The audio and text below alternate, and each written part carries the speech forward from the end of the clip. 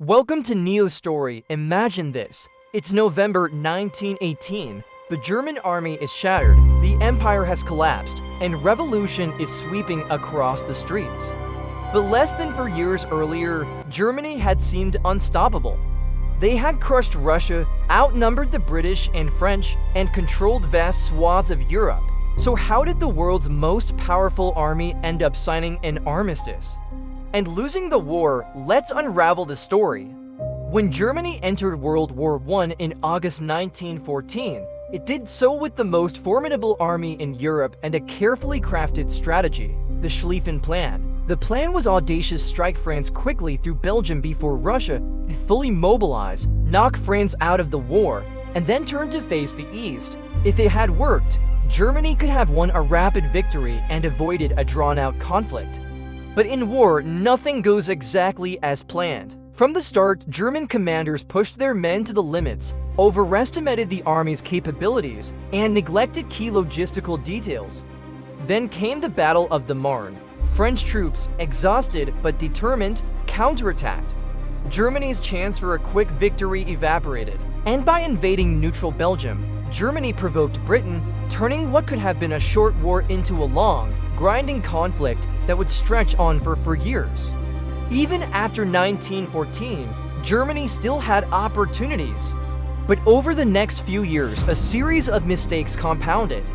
The High Command never adapted a clear, long-term strategy after the early setbacks. Major offensives like Verdun and the Somme in 1916 drained men and resources without decisive results.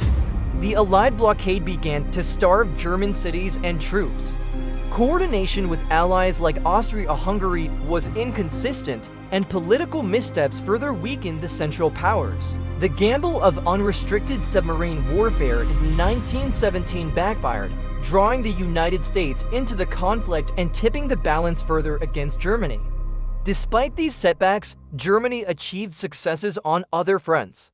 With Austro-Hungarian support, it inflicted crushing defeats on Russia, Romania, Serbia, and Italy. German industry, though limited in resources, produced staggering quantities of weapons, developed innovative ways to manufacture fertilizer, and brought the Ottoman Empire and Bulgaria into the war.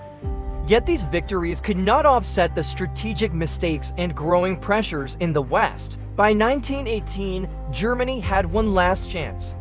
The Bolshevik Revolution had taken Russia out of the war, freeing hundreds of thousands of German troops from the Eastern Front. The Central Powers now controlled vast territories in Eastern Europe, and the United States had not yet deployed significant forces in France. It seemed the perfect moment for Germany to strike a decisive blow in the West. On March 21, 1918, Germany launched Operation Michael, known as the Kaiser's Battle, against the British Fifth Army. Over 70 divisions, supported by 6,500 artillery guns, tore through 34 British divisions, capturing tens of thousands of prisoners and gaining unprecedented ground since 1914. At first, it seemed the gamble might succeed, but the German army's advances stalled, and follow-up offensives operations Georgette, Blucher-Jurk, Gneisenau, and Friedenstrom could not achieve the decisive victory needed to force the Allies to surrender. Meanwhile, the Allies adapted faster than Germany. British and French forces pooled their reserves. American divisions were deployed earlier than planned, shoring up weak points. General Ferdinand Foch was appointed Supreme Commander, coordinating a unified response.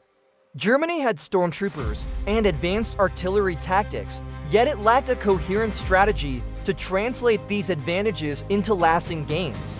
The human cost for Germany was devastating.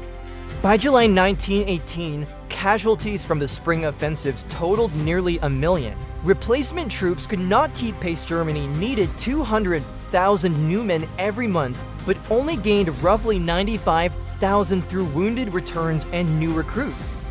Frontline strength dropped from 5.1 million to just 4 million. Morale collapsed. Soldiers deserted, refused orders, and sometimes attacked their own supply lines for food. On the home front, civilians were equally exhausted. Strikes and uprisings spread across Germany. Sailors mutinied rather than undertake suicidal missions for a military they no longer trusted. Hunger, fatigue, and war weariness fueled anger against both the Kaiser and the High Command. By early November, revolution forced Wilhelm II to abdicate and flee to the Netherlands. Germany's defeat was not inevitable from the start. It was the result of compounding choices, risky gambles, and miscalculations over for years. Strategic errors, overambitious offensives, and poor governance weakened Germany both on the battlefield and at home. In contrast, the Allies adapted their strategies, coordinated effectively, and leveraged superior resources, including fresh American troops. By the time Germany admitted defeat, the army was shattered, civilian morale was broken, and the Central Powers had collapsed. The so-called stab-in-the-back myth, propagated later by Ludendorff and the Nazis, was entirely false. Germany did not lose due to internal betrayal. It lost on the battlefield through repeated strategic errors and the relentless pressure of a stronger, adaptive coalition. So, November 1918 marked the end of Germany as a wartime superpower. The empire was gone, the army was demoralized, and revolution reshaped the nation. The lessons of these 4 years: ambition without adaptability, risk without reserves, and strategy without coordination remain powerful reminders of the costs of war. Thanks for watching Neo's story. Hit like, subscribe, and comment below. What do you think was Germany's single biggest mistake in World War I?